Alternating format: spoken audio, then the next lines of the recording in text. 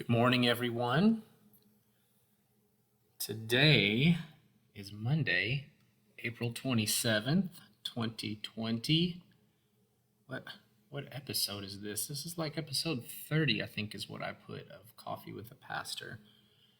30 divided by 5, 6.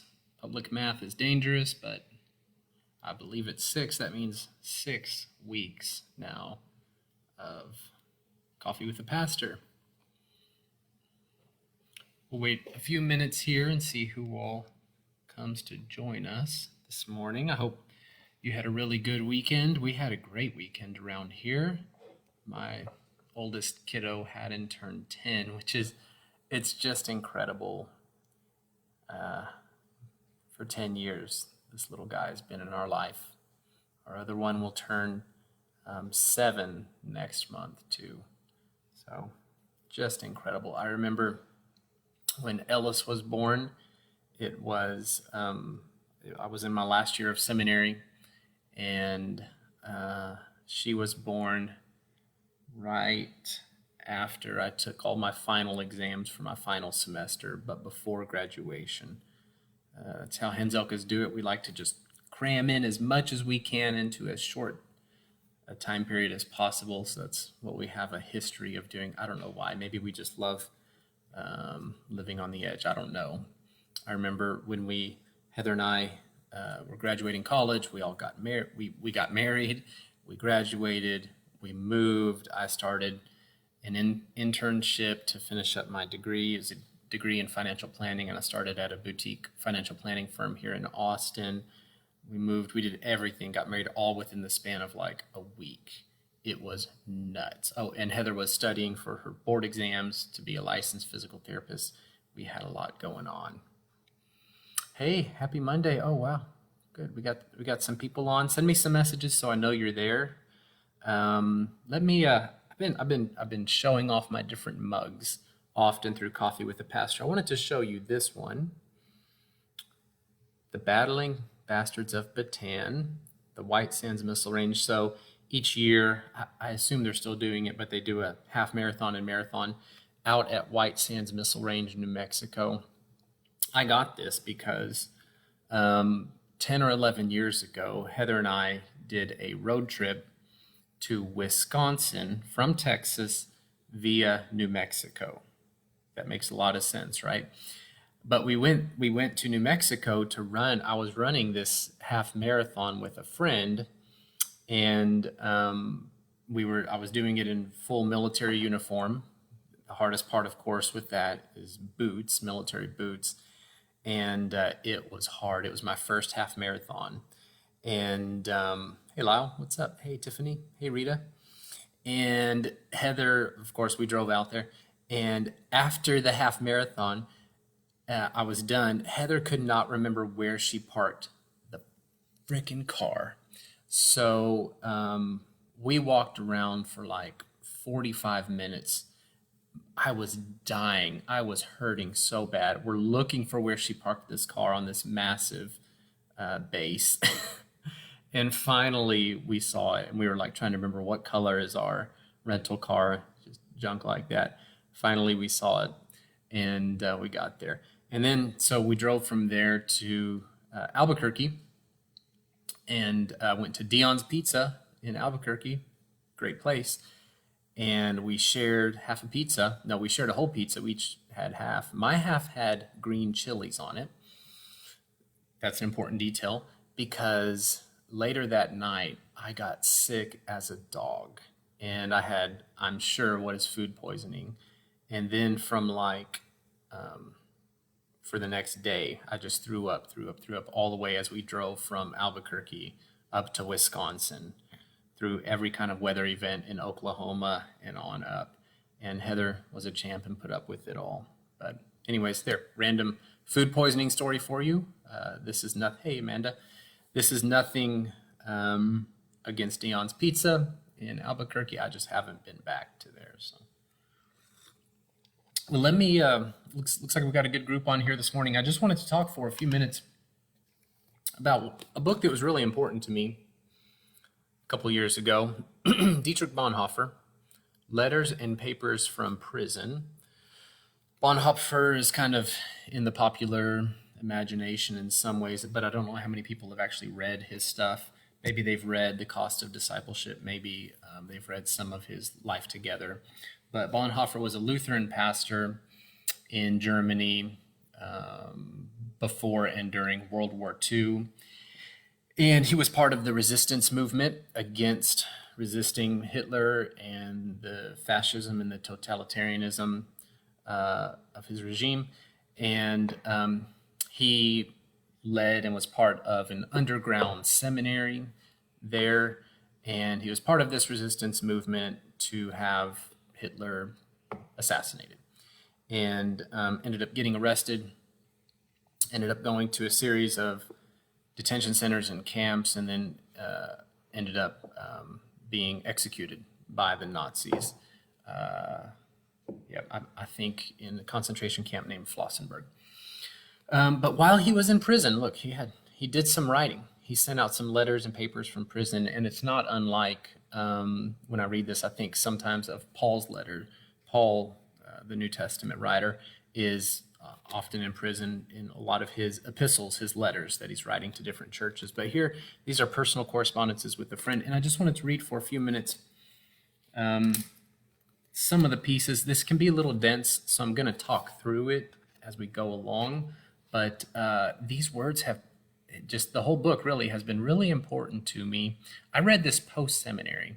It's been really important to me in developing my theology, developing how I think about what salvation means, developing how I think what the church is and should be, and listen to some of what he writes here. He's writing to a dear friend, Eberhard Bethke.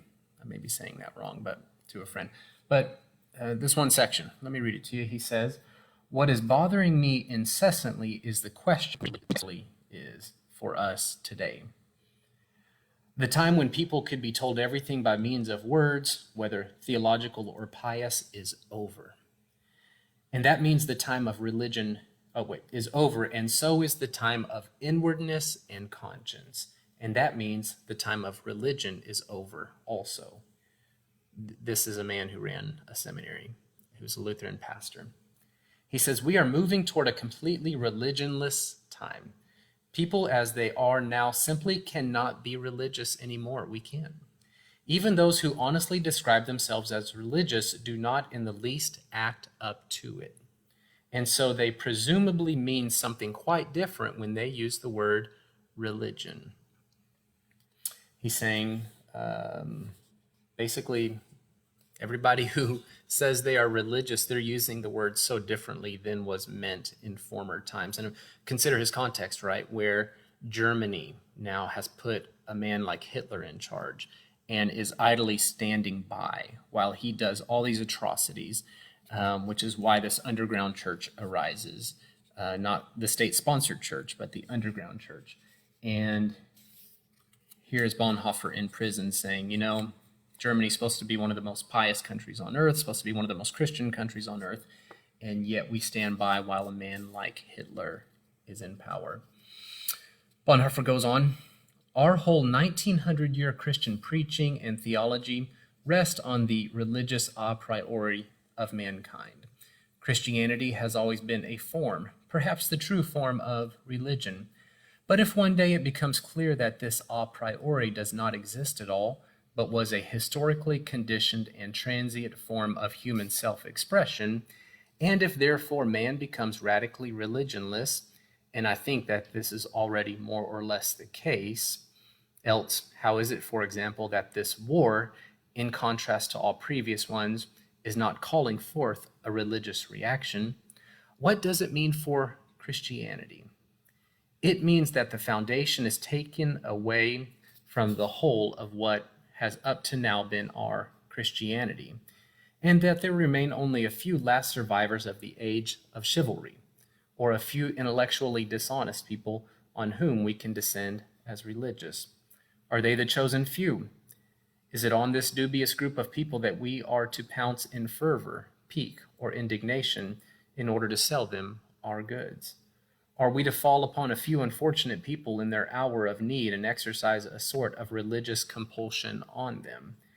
If we don't do all of that, if our final judgment must be that the Western form of Christianity, too, was only a preliminary stage to be a complete absence of religion, what kind of situation emerges for us, the church? In other words, he's saying if Christianity has to check a bunch of boxes of religion, it needs to die.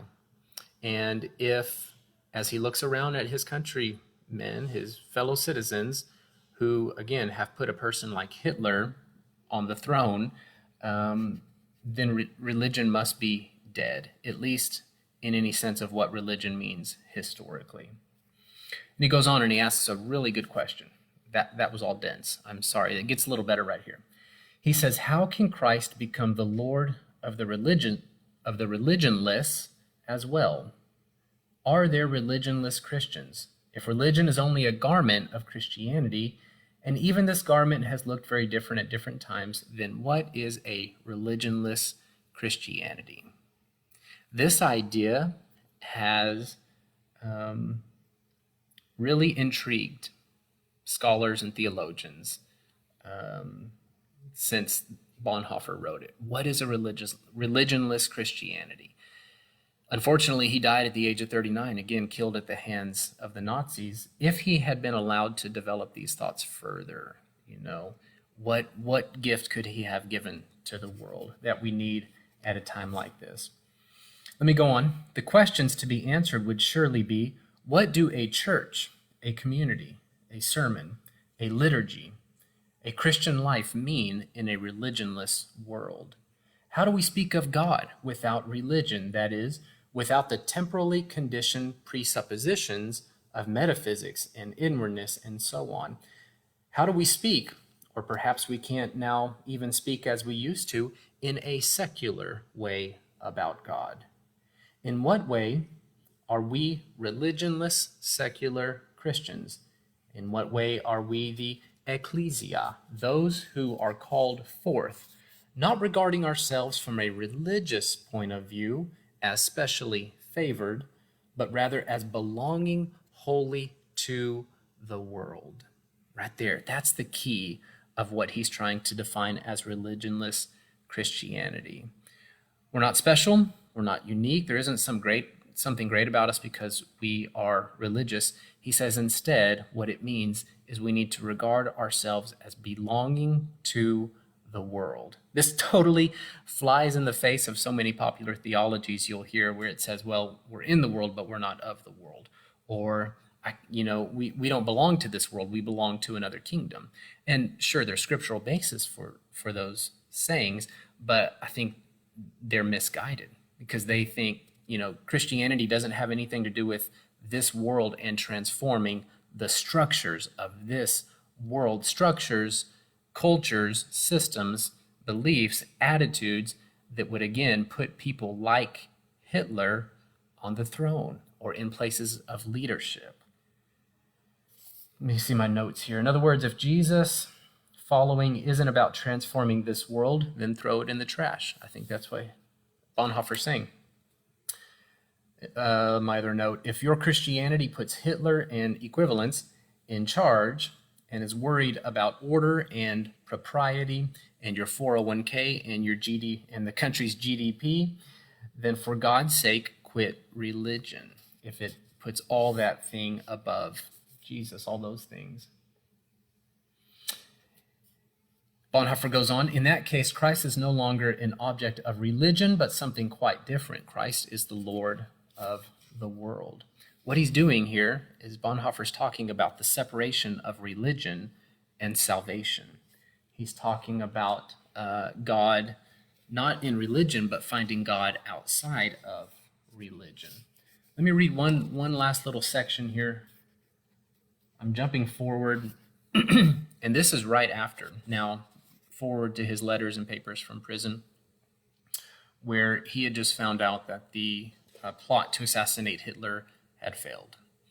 And he's writing a letter to his same friend here.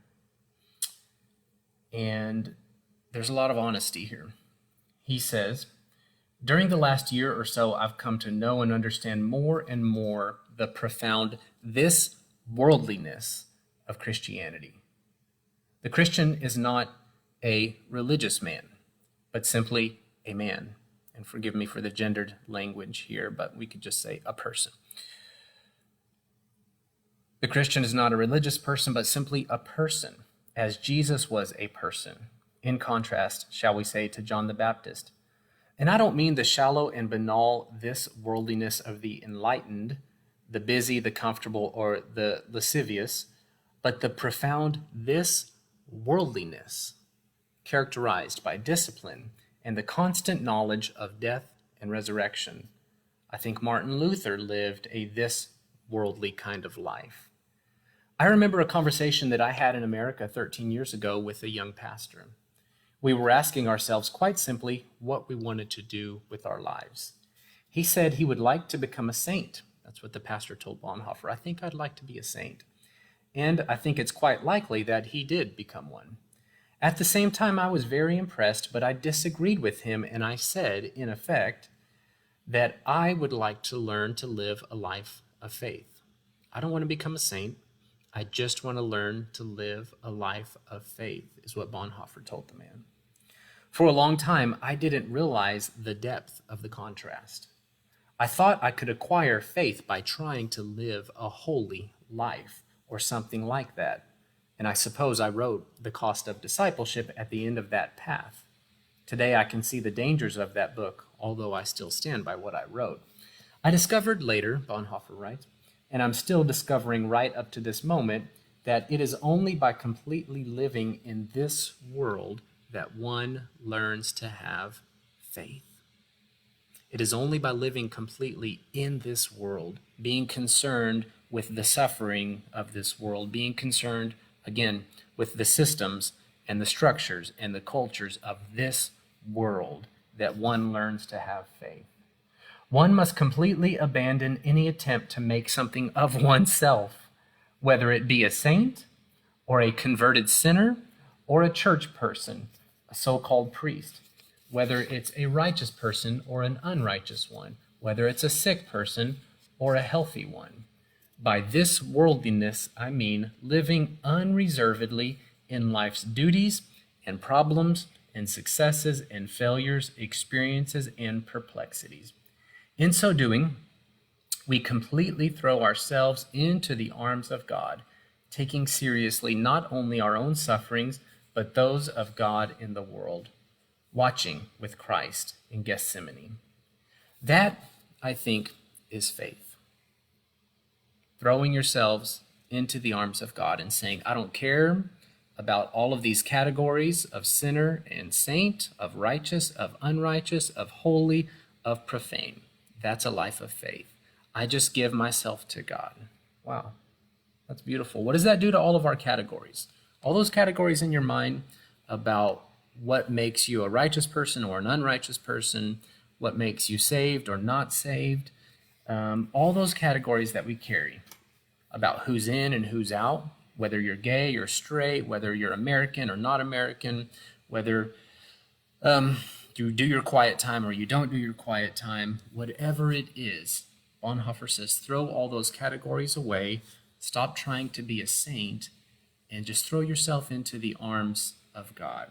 This video is getting a little long, so let me just wrap it up by saying, Bonhoeffer is saying, he's asking us, what does it mean to follow and bear witness to Jesus today? At Peace of Christ, at our community, in our community, we say it means that a table is set for everyone, no exceptions. We say that we oppose any dehumanizing ideologies, wherever they are, especially ideologies right now in our place in time that vilify, say, the Chinese, because a virus happened to originate there. Ideologies that vilify immigrants from the south of our country just because they are looking for work.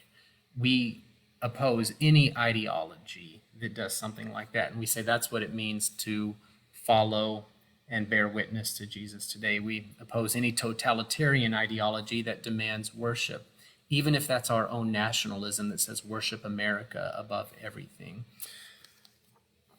Do yourself a favor. You could probably find some of his excerpts online about this. I think you'll find it helpful.